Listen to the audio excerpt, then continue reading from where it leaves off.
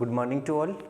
आज की जो क्लास है उसमें हमने देखो लास्ट की जो क्लासेस थी उसमें दो वेक्टर्स को ऐड करने के बारे में हमने स्टडी किया। आज की जो क्लास है उसमें हम वेक्टर्स को मल्टीप्लाई करने के बारे में बात करेंगे। तो उसमें सबसे पहला ऑपरेशन होता है डॉट प्रोडक्ट। मतलब दो आपके पास में फिजिकल क्वांटिटीज़ होंगी, वेक्टर क्वांटिटीज़ होंगी, उनका डॉट प्रोडक्ट हमें निकालना है। वो कैसे हम सोल्व करेंगे इसके बारे में मैं आपको एक स्क्रीन रिकॉर्डर वीडियो दे रहा हूँ जिसमें अच्छा विजुअलाइजेशन है।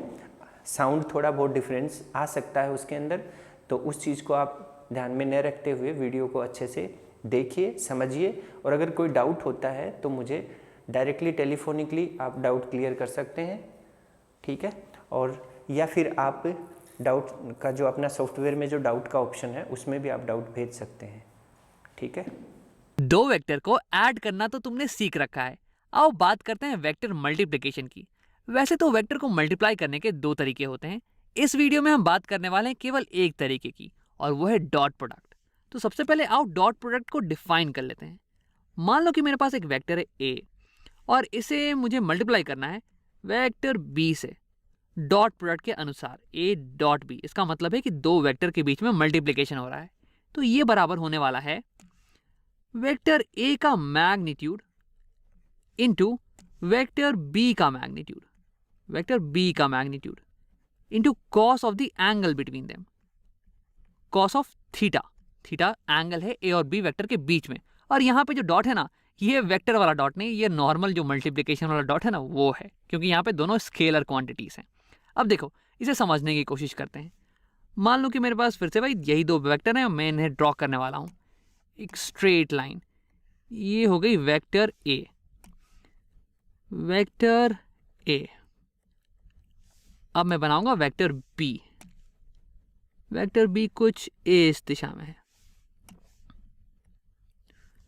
ये हो गई हमारी वेक्टर बी, और इन दोनों के बीच में कुछ थीटा डिग्रीज का एंगल है, थीटा डिग्रीज का।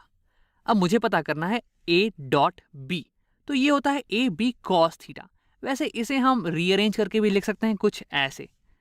ये देखो मैं इसे यहां लिख देता हूं, A vector into cos of theta, cos of theta into B vector, B vector का मैग्नीट्यूड। अब इसका मतलब हुआ कि ए कॉस थीटा को हम मल्टीप्लाई कर रहे हैं बी के मैग्नीट्यूड से। अब ए कॉस थीटा क्या चीज हो जाएगी? तो देखो यहां पे मैं क्या करने वाला हूं कि एक राइट ट्रायंगल बनाने वाला हूं। ए से एक परपेंडिकुलर ड्रॉप करेंगे बी के ऊपर। ये एक परपेंडिकुलर ड्रॉप कर देते हैं बी के ऊपर, ऐसे। ये हो गया हमारा परपेंडिकुलर। अब देखो इस ट्रायंगल में अगर मैं देखूं तो ये एंगल हो गया थीटा। अब इससे मैं कॉस ऑफ थीटा की वैल्यू निकाल सकता हूं। तो यहाँ पे ट्रिग्नोमेट्रिक रेशियोज का इस्तेमाल करेंगे, सो का टोआ। और का होता है cos is equal two adjacent by hypotenuse. अब इसे लिख लेते हैं, cos of theta is equal two adjacent side की लंबाई डिवाइड बाय हाइपोटेन्यूज की लंबाई। अब अगर इस ट्रायंगल पे तुम ध्यान दो तो ये एंगल हो गया थीटा, और ये वाली साइड हो जाएगी एडजेसेंट साइड। अब अगर तुम ध्यान से देखो तो ये एक्चुअली में ए वेक्टर की कंपोनेंट होगी, ए वेक्टर की कंपोनेंट अलोंग बी वेक्टर। इसे मैं ऐसे लिखने वाला हूं, ए वेक्टर की कंपोनेंट अलोंग बी वेक्टर। और वैसे अगर ये तुम ग्रीन वाले वेक्टर को देखो तो ये कुछ नहीं बल्कि ये ए वेक्टर की कंपोनेंट है परपेंडिकुलर टू बी वेक्टर। अब अगर यहाँ पे एक लाइट सोर्स होता, क्योंकि लाइट हमेशा फेंक रहा होता बी वेक्टर के परपेंडिकुलर डायरेक्शन में, तो ये हो जाती हमारी शैडो ऑफ ए वेक्टर। अब इसे हम प्रोजेक्शन ऑफ ए भी बोलते हैं ऑन बी वेक्टर। तो आओ इसे कैलकुलेट करते हैं। यहाँ पे हम लिखने वाले हैं एडजेसेंट की जगह पे ए वेक्टर की कंपोनेंट बी वेक्टर के डायरेक्शन में, इसकी मैग्नीट्यूड डिवाइड बाय हाइपोटेन्यूज, और हाइपोटेन्यूज है हमारे पास ए वेक्टर, यानी कि ए वेक्टर की मैग्नीट्यूड। अब अगर दोनों साइड में ए वेक्टर के मैग्नीट्यूड से मल्टीप्लाई कर दूं तो मेरे पास आ जाएगा ए वेक्टर की कंपोनेंट अलोंग बी वेक्टर, ये बराबर है ए वेक्टर की magnitude into cos of theta के, कॉस ऑफ थीटा के, यानी कि ए कॉस थीटा। इस पूरी चीज को हम लिख सकते हैं एज ए वेक्टर का कंपोनेंट अलोंग बी वेक्टर। यहां लिख लेते हैं, इस पूरी चीज को हम यहां ऐसे लिखने वाले हैं, ए वेक्टर का कंपोनेंट अलोंग बी वेक्टर, उसका मैग्नीट्यूड। यानी कि जब भी तुम्हें दो वेक्टर के बीच में डॉट प्रोडक्ट निकालना हो तो तुम क्या करना कि पहली वेक्टर का कंपोनेंट निकाल लेना दूसरे वेक्टर के डायरेक्शन में, और फिर दोनों के मैग्नीट्यूड को मल्टीप्लाई कर देना और तुम्हारे पास आंसर आ जाएगा। अब तुम सोच रहे होगे कि इसके बारे में हमने अभी अभी पढ़ा ही क्यों, इसका इस्तेमाल हम आखिरकार करेंगे तो कहाँ करेंगे। तो देखो, फिजिक्स में जब तुम वर्क डन कैलकुलेट करते हो तो असल में तुम डॉट प्रोडक्ट ही निकाल रहे होते हो। एक एग्जाम्पल देखते हैं। यहाँ पे मेरे पास एक ब्लॉक है जो कि आइस पे रखा हुआ है और इस पे कुछ फोर्स लग रहा है 100 न्यूटन्स का 60 डिग्री के एंगल पे, और इस फोर्स के कारण ये ब्लॉक डिस्प्लेस हो जाती है कुछ 10 मीटर राइट डायरेक्शन में। अब अगर मैं तुमसे कहूं कि वर्क डन मुझे बताओ कितना होता है, तो तुम बोलोगे work done is equal to force into displacement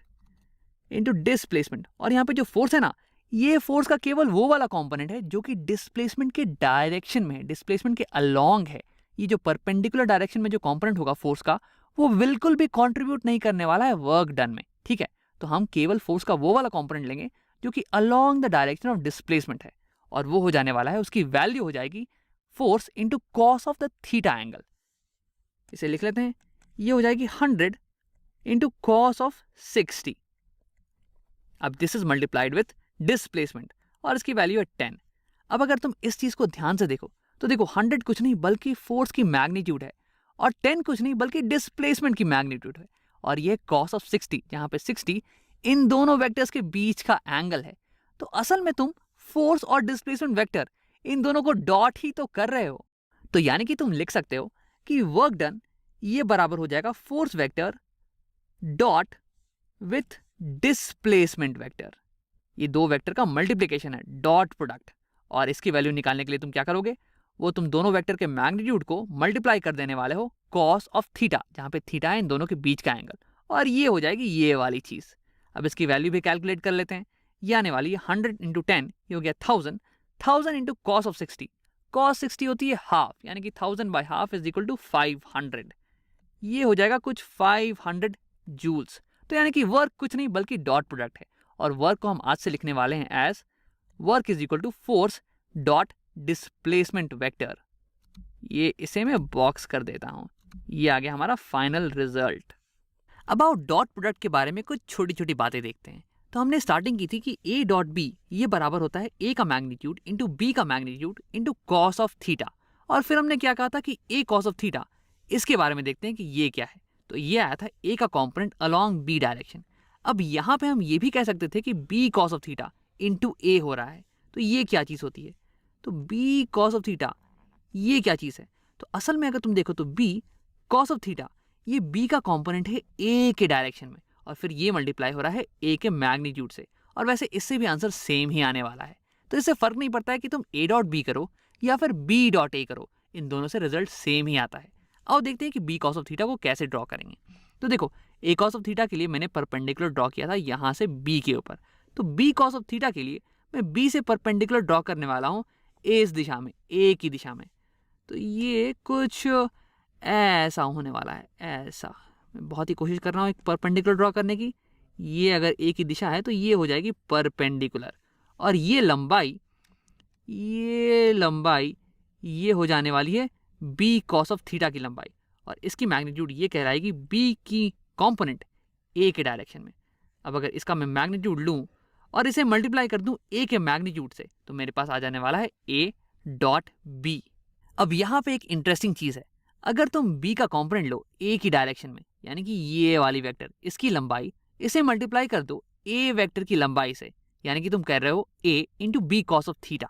अब ये जो प्रोडक्ट देगी ना, ये बराबर होने वाली है A cos of theta into B के, यानी कि ए का कॉम्पोनेंट बी के डायरेक्शन में इंटू बी वेक्टर की लंबाई, ये दोनों बराबर होने वाली है। यानी कि अगर तुम्हें डॉट प्रोडक्ट निकालना हो ना, तो या तो तुम ए का कॉम्पोनेंट निकालो बी के डायरेक्शन में और फिर उसे मल्टीप्लाई कर दो बी की मैग्नीट्यूड से, या फिर तुम बी का कॉम्पोनेंट निकालो ए की डायरेक्शन में और उसे मल्टीप्लाई कर दो ए के मैग्नीट्यूड से। तुम्हारे पास आंसर सेम ही आने वाला है। अब आओ एक आखिरी नोट करने वाली बात, जब तुम डॉट प्रोडक्ट निकालते हो तो तुम्हारे पास जो आंसर आता है ना, वो एक स्केलर क्वांटिटी होती है। यहाँ देखो A vector dot B vector, this is equal to A का मैग्नीट्यूड जो कि है स्केलर इंटू बी का मैग्नीट्यूड जो कि है scalar into cos of theta. ये पूरी चीज तुम्हें एक स्केलर क्वांटिटी देने वाली है, ये तुम्हें एक वेक्टर नहीं दे सकती है। आओ एक बार रिकैप कर लेते हैं। हमने देखा कि दो वेक्टर्स को मल्टीप्लाई करने का एक तरीका होता है डॉट प्रोडक्ट। अगर मुझे दो वेक्टर्स के बीच में डॉट लेना है, जैसे कि ए वेक्टर डॉट बी वेक्टर, तो ये बराबर हो जाने वाला है दोनों वेक्टर्स की मैग्नीट्यूड का product into cos of the angle between these two vectors के। अब ये प्रोडक्ट हमेशा एक स्केलर क्वांटिटी देने वाला है मुझे, और इसका इस्तेमाल मैं फिजिक्स में अक्सर करता हूँ। जैसे कि वर्क जब भी कैलकुलेट करते हैं तो असल में मैं फोर्स वेक्टर का डॉट ले रहा हूँ डिस्प्लेसमेंट वेक्टर के साथ। हाँ तो बेटा आपको ये समझ में आया होगा कि आज का जो वीडियो था डॉट प्रोडक्ट वाला, वो उसमें हमने क्या क्या किया, किस तरीके से डॉट प्रोडक्ट करते हैं, कौन सा ऑपरेशन लगाते हैं, कौन सी ट्रिग्नोमेट्री फंक्शन उसमें यूज होती है। बहुत ही अच्छा कॉन्सेप्ट था, आपको अच्छे से समझ में आया होगा। नहीं आया तो आप कोई भी प्रॉब्लम है उसमें तो आप मुझे पूछ सकते हैं। Thank you, have a nice day.